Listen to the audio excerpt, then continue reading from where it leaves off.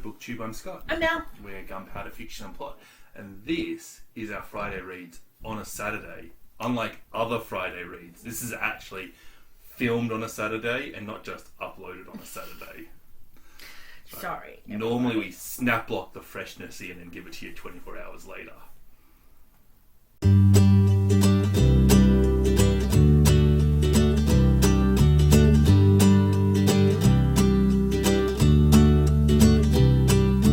Alright, Friday Read starts with a shout out, and do you know what I was really excited to find out this week? Yes, I do.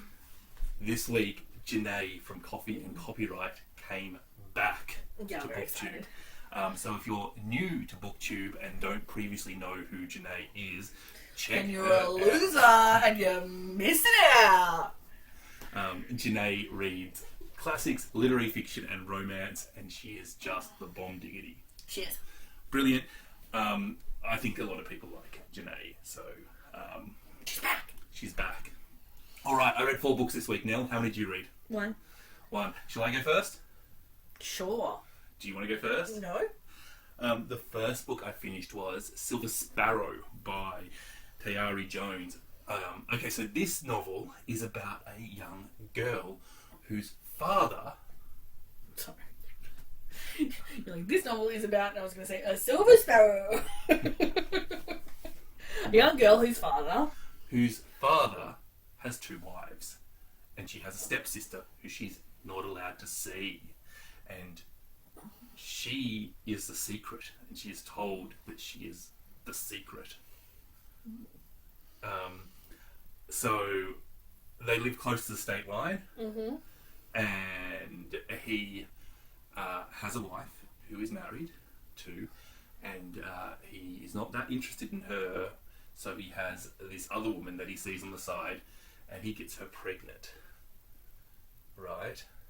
And he decides to do the honourable thing and marry her. Was the honourable thing. But as he already got his first wife pregnant and did the honourable thing and married her, this is the solution. And do you know what the honourable thing is? Keep your dick in your pants. I mean, that is kind of what this book is saying. Ah, excellent. So it follows really these 4 women and this one man and his brother, who is quite a nice man. In fact, the cheater is quite a nice guy, except for when he's not. Yeah. And this book is ultimately about how men get away with it. That and sounds fucking depressing. it is a little bit. It's a bit of a critique. Yeah. But, you know, ultimately, his wife doesn't know about his second wife, and this causes a lot of the tension, and this girl is not allowed to do any of the same things that her sister is doing, because heaven forbid they should become friends and get to chat to each other. Yeah. But of course, what do you think happens in this book? Yeah. I feel like this is a book that I should have absolutely loved, but it just didn't quite click. It didn't quite click. I really will give Tayari Jones a second book, because this was not a bad book. I'm not dishing on this book. What I'm saying is I thought that this book could have been something a little bit special, and it just didn't quite get there. And it was just a nice read in the end and nothing special, and I'll probably forget about it. But I don't regret reading it. I don't have much to say, but I just think that maybe, I think An American Marriage, I think that won the Women's Prize or the Costa Award a few years back. Something. And I'll probably give that one a shot next. I did a buddy read this week, all 1 week, with Sake Heavy. We buddy read Agatha Christie's Endless Nights. This was a little bit of a different Christie, because the murder in this book took place much later than a murder normally takes place. Yeah, okay. And Kevy is like, what? I'm using the dog to warm up my feet because they're cold, and he just looks at me like, that's cold. Sorry. Fair enough. I think Kevy is probably BookTube's biggest Christie fan. Even more so than Janelle. From Too Fond of Books. Yeah. I wonder if Kevy and Janelle are Friends. If not, introductions. Yeah, that should just happen. Yeah, I just, but Kevy loves Christie, and it was really good to get her thoughts on what was going on. She just observed so much more than me. Someone's more observant than Scott. Shocked. And I came up with theories, and Kevy came up with theories, and it was good. It was fun. It sounds fun. The ending of this book was very unsatisfying. Both Kevy and I agreed that there was a point where we would have ended it. And then they carried on. It's never a good move. Yeah, and we thought that was a little bit problematic and was not a very good depiction of mental health, and it was completely unnecessary. Also, this is one of Christie's racist books. You've done well. So, yeah, look, Christie's not like Ku Klux Klan level racist. It's just casual yuck racist. It's just casual. I'm not trying to excuse it. I'm just saying, as far as confrontation goes, and of the time, it was probably 100% fine of the time. Actually, it was never fine, but socially acceptable is what you mean. Yeah, normalized. But I don't even know, because what we're actually talking about is we're talking about a certain slur. I do not know what I didn't know that this was a slur well up until I was in my 30s. It's referring to the Romani people with the word that begins with G. Yeah. I don't know if that is a slur in every country or in some, or I just don't know. But that's what happens, and they're not really portrayed in the nicest of lights. But then again, it is a murder mystery. It's not. Yeah. It's not exactly portraying anybody in the nicest of lights. Anyway. So yeah. But Christie's consistent. Then I've got two books. One. So the first one is A Passage North by Anuk Arudpragasam.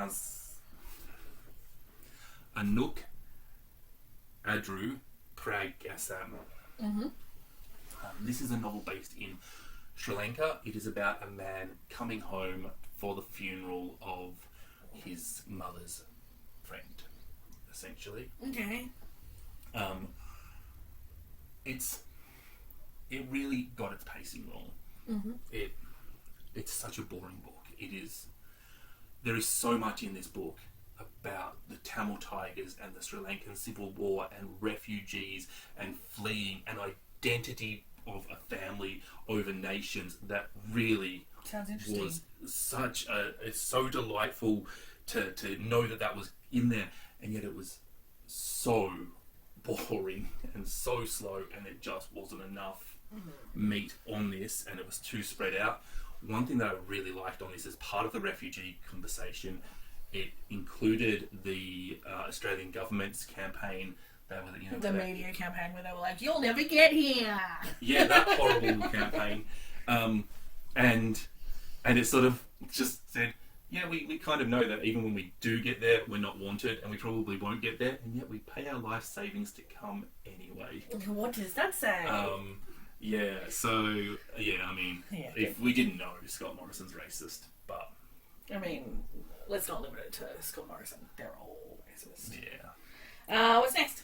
And then I read The Sweetness of Water by Nathan Harris, and I just said A Passage North was boring, but this is bad. But before I really go into why it's bad, I want to say there's actually nothing particularly wrong with this book. It works as a book, but yet I don't have anything positive to say about it.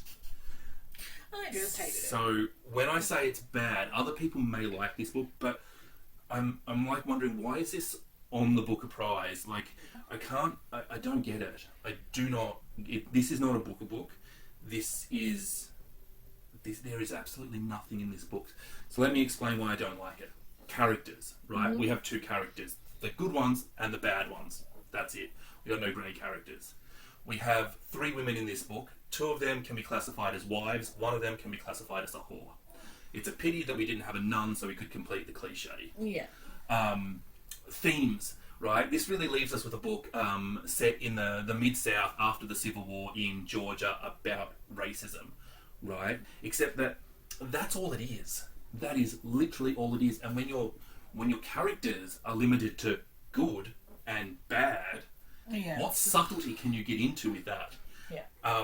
It didn't do anything new, and it certainly didn't do anything better than what was out there already. It is... I'm looking forward to reading this one. Completely lacking in any sort of high-end merit that would get it on the Booker shortlist, and I think it's completely wrong that the judges have put this on there. It does not deserve to be on the long list. Completely lacking novel. I have nothing good to say about it. Mm-hmm. Not good enough. Just not good enough. I wonder if you were reading it like without the context of it being listed, if you would be less angry at it. I would have DNF'd it. Oh. I would have DNF'd it. Okay. There's nothing in this book. This is... Yeah. There's no point in mentioning something unless you're going to explore it. You know? Okay, so there's LGBT characters in this, right? Now, either you get to discuss LGBT themes, in which case I'm there for it, love that, right? Or you get to put LGBT characters in this book in order to just have LGBT representation, because LGBT is a normal thing for people to be. It's the same as having brown hair or blonde hair, right? I can deal with either of those two things, but I cannot deal with the point of the LGBT in this book. It is a yuck plot device that could have been explored and discussed but wasn't, and did not give them representation in any way that matters. It's just like this sort of jump over and over and over again, and it's inept. But Scott has no opinion. Sorry, I got into it. It's actually fine. It's just that everything is not good enough. Okay. Yeah, but like this being on the long list is a bigger abomination than the Testament's winning. Okay. Yeah. Anyway, it was not a good reading week for me. I enjoyed my buddy read with Kevy. That was the highlight of my week. But to be honest, that was about Kevy more than the book. Yeah. What was my book? Book. I finished No One Is Talking About This.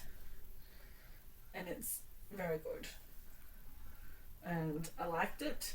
And I think it's my favourite long list book so far.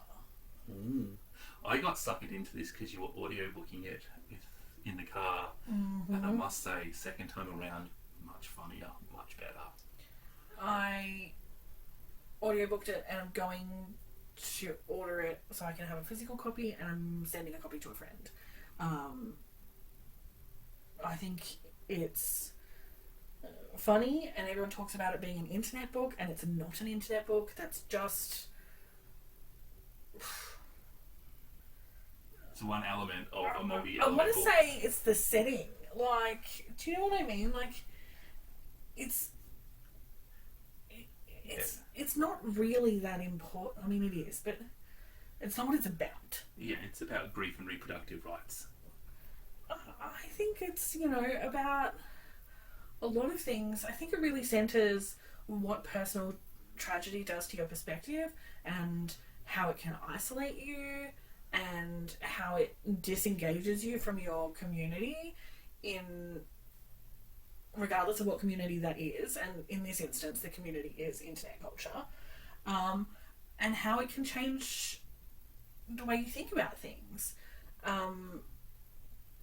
There was just some absolute beautiful lines in it. I cried, and it's very funny. I don't understand why this is not getting rave reviews from everyone. It's because it's very much a Marmite, Vegemite sort of love it, hate it. I mean, people seem vaguely irritated by it, and I was like, that was beautiful. That was... I'm literally sending a copy to my best friend because I think it'll make her day. Yeah. I mean, I think it'll make her ball her eyes out, but in a happy way. Yes, but there's similarities between your best friend's life and the story. I definitely think there's a huge similarity. There is a theme that will make her feel seen, and maybe that's part of why I related to it so much, because I feel like I've watched someone go through quite a similar experience and have quite a similar response. But I found this spectacular. I thought it was honest. Yeah. Yep. All right. That's my reading. That's your reading. Yeah.